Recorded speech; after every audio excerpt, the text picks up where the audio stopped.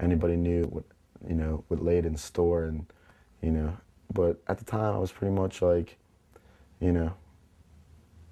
was more worried about like, my friends, what I thought was right than, just being able to get in this band. And I guess in the end, my convictions were right, because I think, Russ is, added a lot of what became the defining sound of the band.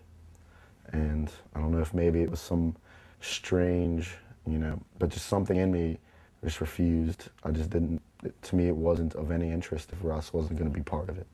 I don't think we were, we were meant to be in Zao to imitate, what exactly the old Zao had done in the past, but just to bring out what could be done, and and we did as best as we could, and I think we did all right. Russ and I matched extremely well, guitar-wise. There were things that he was way better at than I am, and maybe one or two things that I did better than him. Not too many, but I think our style went really well together, and basically, yeah. I mean, Dan gets all the credit for bringing Russ.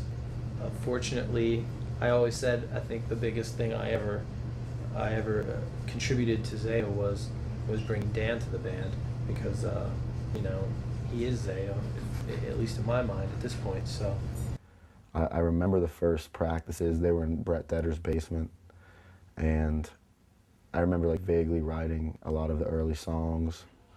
Kevin was supposed to go on tour with us, and pretty much at the last minute he was like, I got this job, I can't come on tour.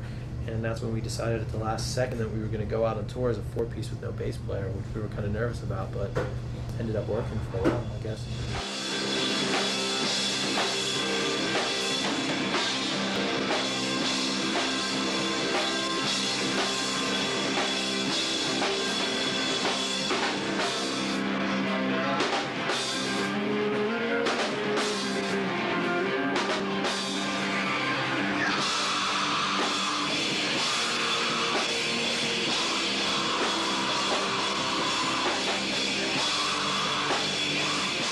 The Zao that we were stepping into the shoes of, as far as myself and Russ and Brett, was a very strong ministry-oriented band. I remember feeling that I didn't want to write like Sean wrote just to make people happy, that I was trying to do something that came from, my emotions and my heart and my thoughts. And I remember all of us, it was a big step. As far as looking back, the first album we wrote was Blood and Fire, that being probably the most spiritual album, even at the time, didn't really measure up to the spirituality of, say, like Splinter Shards versus Separation. Zao, to me, no offense to Sean, no offense to Roy, no offense to Mick, it is a different band. That band, that incarnation of Zao is a different thing. I don't think the name should have changed, because that it was my dream while we were doing that, and it was their dream, and then it moved over, and it was me by myself, and then these new guys came in, you know what I mean? What Zao was always to me was Blood and Fire. And I just remember a lot of us being like, we're just gonna make this how we want it, and if it crashes and burns, it crashes and burns. At least, I got to say I was in Zao. I think what really shaped a lot of that era was you had these kids in Christian bands that knew they weren't accepted, and they just wanted to make the best music and the biggest impact that they could, because that was the only way to get any recognition. And I remember when we had originally joined, right around the time we were joining Zao, I would say probably one of my biggest influences in Christian music was a band called Overcome. And when they would play, both their guitar players were full-blown rockabilly, white t-shirt, jeans pegged up at the bottom, Converse All-Stars, Murray's wax, thick pompadours, and just, I remember seeing that and being like, these people are doing what they care about, and they're, just enjoying themselves, and they don't really care what people think. And at the time, definitely, with like Earth Christ and Snapcase, that's when like basketball jerseys, like a lot of like the oversized clothes, excessive amounts of beads, and chokers and things like that. And which was definitely, there was a lot of bands at the time in the scene that were doing the same. But I remember being drawn to bands like Overcome, you know, because they were, in my opinion, the best of the Christian, you know, heavier music, and they just had a totally different style, a totally different sound. As I first joined Zao and began, you know, writing and recording and hanging out, a lot of new things were opened up to me, and I felt that it was more me than wearing like chokers and baggy clothes. We were just excited. I know me and Russ and Dan were just excited that we were in Zao because it was one of our favorite bands, and we knew that it didn't sound.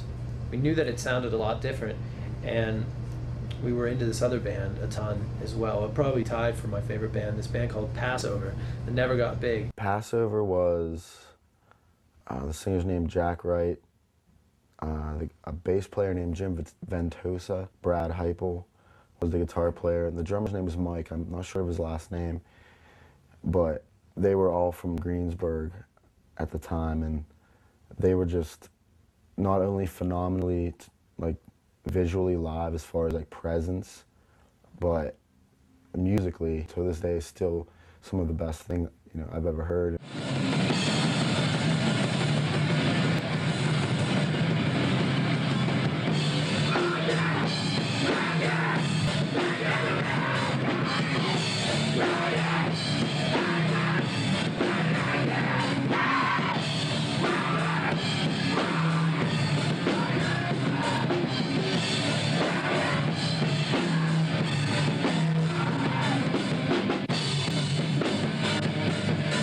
Dan's biggest influence on his vocals was Jack from Passover, and we were always like, yeah, we're gonna bring this Pennsylvania thing to Zao, this Pennsylvania metalcore thing. The people that we looked up to, you know, in these bands like Passover and Abnegation and Puritan, we wanted to take those elements. We're all from this small town, but we have all these amazing bands around to influence us that a lot of these other people that are hearing us have never heard. As far as originality and Blood and Fire, Zao being original, we necessarily weren't being original, we were just influenced by this small circle of bands that no one else had heard. And we were the first band to take from their style, not necessarily exactly, but take elements of their style, record it, and actually be heard. We were just, you know, lucky enough to have an outlet where a lot of people would get to hear our music.